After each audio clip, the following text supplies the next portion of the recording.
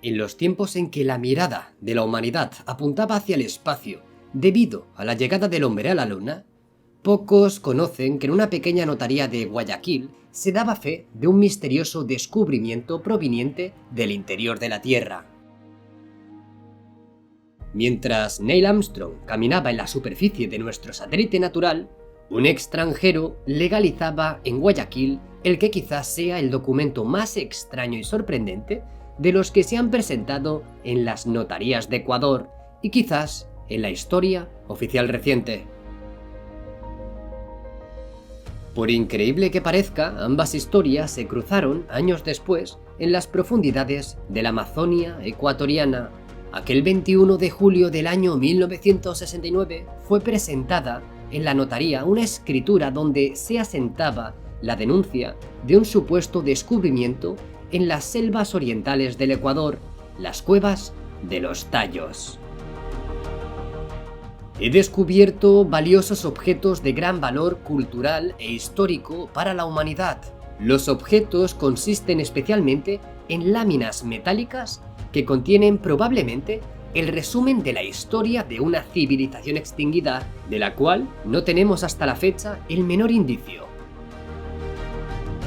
El contenido de esta acta notarial marcó el inicio de todo tipo de polémicas. Después de más de medio siglo, aún perduran y significó el punto de partida de toda una saga de increíbles exploraciones a los confines de la Tierra.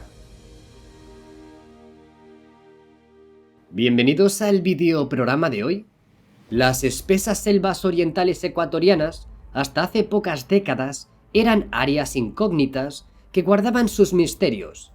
Los pocos mapas que se conocían de la región amazónica eran los trazados con muchas dificultades por los misioneros religiosos y por algunos pocos exploradores, como el mismo autor del descubrimiento de los Tallos, un tal Juan Morix.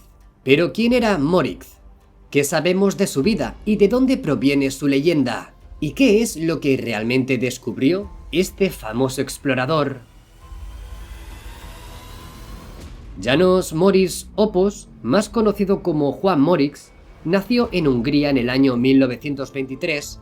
De él se ignora casi todo sobre sus años en este país y las actividades que allí llevó a cabo. Sin embargo, las contradicciones sobre este oscuro periodo surgen de inmediato. Hay quienes suponen que Morix fue un pobre campesino sin demasiados recursos y que jamás ejerció una profesión definida, pero lo que sí parece comprobado es que fue detenido por los alemanes, pasando varios años confinado en un campo de concentración. Sobre cómo pasó sus días, cuánto estuvo detenido y acerca de su liberación no sabemos nada. Después de esta experiencia traumática, Morix decide abandonar Europa, continente al que nunca regresaría, eligiendo Argentina, donde llega en la década de los 50. Durante su permanencia en tierras sudamericanas, Morix se dedica a la espeología y arqueología, explorando infinidad de cavernas desde Jujuy hasta Tierra del Fuego. Sus incursiones lo llevan también a Bolivia y Perú, realizando estudios de geología. Paralelamente trabaja consiguiendo piezas arqueológicas a museos, aunque sus fuentes de extracción se desconocen. También realiza estudios de lenguas muertas en la prestigiosa Universidad Nacional de La Plata, en la provincia de Buenos Aires, y finalmente se instala en Ecuador. Fue un experto en geología, astronomía, historia antigua, arte, geografía, geopolítica, metalurgia y lenguas muertas. Sus conocimientos sobre arqueología americana eran profundos, y cuando hablaba solía referirse con mucha autoridad al significado oculto de palabras en viejísimas lenguas aglutinantes, como el japonés, el magiar, el vasco e incluso el quechua. Instalado en Ecuador, es en Guayaquil y Cuenca donde a través de allegados se conoce que en su campamento de Gualiquiza, así como en su casa de Guayaquil, crea una impresionante biblioteca personal. Es en Ecuador que, debido a su trabajo en las concesiones mineras, viajando a través del país, recorre y conoce la región amazónica y el territorio Shuar, provincia de Pastaza y Morona Santiago, y con ello logra forjar una profunda amistad con los jefes de las tribus locales. Es esta gran amistad y gran confianza establecida con los jefes del grupo étnico Chachila y de la tribu Shujar lo que hará conocer a Morix un increíble secreto guardado durante generaciones. Un gigantesco sistema de cuevas y túneles subterráneos llamado la Cueva de los Tallos.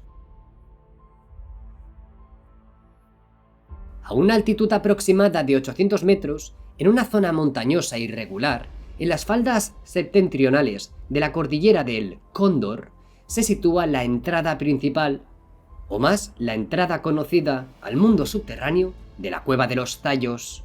La entrada consiste en un descenso vertical de 63 metros de profundidad y 2 metros de ancho. Dentro de la cavidad se presenta un espacio de unos 8 metros de ancho, de 15 a 35 metros de altura y 68 metros de largo. Dentro de la bóveda existen diversos túneles que podrían medir un total de 17,9 kilómetros, según un estudio de la Sección Nacional de Ecuador del Instituto Panamericano de Geografía e Historia del año 2017. El descenso, no apto para cardíacos, se realiza con un cabo y polea. Allí se encuentra un verdadero laberinto lleno de misterios, que se abre a sus visitantes. La cueva es denominada habitualmente de los Tallos, debido a que su sistema de cavernas es el hábitat de unas aves nocturnas llamadas tallos. En las inmediaciones de la Cueva de los Tallos viven los Suaras. La tribu suele explorar el sistema subterráneo, ya que bajan a la cueva para recuperar los polluelos que caen en su entrada, y es realizando esta tarea que realizan un misterioso descubrimiento: gigantescas huellas sobre bloques de piedra que, por sus ángulos rectos y simetría, sugieren un origen artificial. Pero si el hallazgo ya de por sí es increíble, Juan Morix afirmó que los nativos no solo le permitieron ingresar al sistema de cavernas, sino que allí, además de estos bloques de piedra, supuestamente halló una milenaria biblioteca con láminas metálicas y otros objetos de gran valor. En declaraciones para el diario El Universo de Guayaquil, Juan Morix aseguró: «He descubierto en la región oriental, provincia de Morona Santiago, dentro de los límites de la República de Ecuador, objetos preciosos de valor cultural e históricos para la humanidad, que consisten en láminas metálicas que contienen la relación histórica de toda una civilización perdida». Sobre lo encontrado en las profundidades de la cueva, Morix agregó enigmáticamente: «Pueden tildarme de loco, pero hay seres superiores bajo la tierra». Y es que, según Morix, una civilización intraterrena que puede relacionarse con la tierra hueca o el mito hindú del Shambhala serían los custodios internos de dicha biblioteca.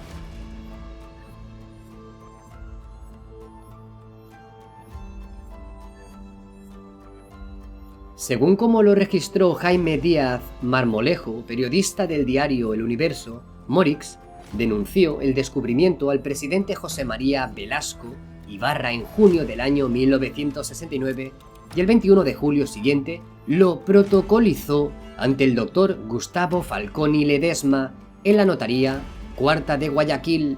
Aunque las cuevas ya eran conocidas por los Shuar, el primero en legalizar un descubrimiento ligado a ellas fue Juan Morix. Su abogado y amigo, el doctor Gerardo Peña Mateus, asegura que el documento notarial de 1969 convierte a Morix en el descubridor oficial de las cuevas. Semanas más tarde que se legalizara el acta notarial, el 26 de julio del año 1969, con el patrocinio que el gobierno le otorgó a través de Ceturis, Corporación Ecuatoriana de Turismo, Morix partió nuevamente a los Tallos. Según el libro Historia documentada del descubrimiento de la Cueva de los Tallos de Gerardo Peña Mateus, la expedición fue dividida en dos etapas: la primera para hacer un reconocimiento de las cuevas y la segunda para confirmar el supuesto hallazgo de la biblioteca metálica. Acompañado de elementos policiales, el grupo cumplió la primera etapa y regresó a Guayaquil. La segunda etapa no llegó a efectuarse. Esta primera expedición oficial atrajo la atención internacional sobre las cuevas. Las fotografías tomadas por el equipo de Morix mostraba un mundo subterráneo sorprendente, túneles y espaciosas galerías rocosas coronadas por lo que parecían ser dinteles de líneas rectas. Gerardo Peña Mateus señala que Juan Morix consideraba estas estructuras como el resultado de antiguas intervenciones humanas. Entonces, el escritor suizo Erich von Däniken, famoso en aquellos años por sus polémicas teorías de influencia extraterrestre en la cultura humana primitiva, visitó Ecuador atraído por la historia del descubrimiento y de la expedición de los tallos. Transcurridos unos años, en marzo del año 1972, se reunió con Morix en el hoy desaparecido Hotel Atahualpa de Guayaquil. Von Däniken tuvo en sus manos el documento notarial de Morix y sacó copias del material fotográfico de las cuevas. A los pocos meses de la reunión, Däniken publicó la información en su controvertido libro El oro de los dioses. La historia de las cuevas, su pretendido tesoro y las fotografías publicadas en su bestseller causaron tal revuelo en Europa que 4 años después el gobierno británico financió la misión más grande a los tallos jamás realizada hasta entonces.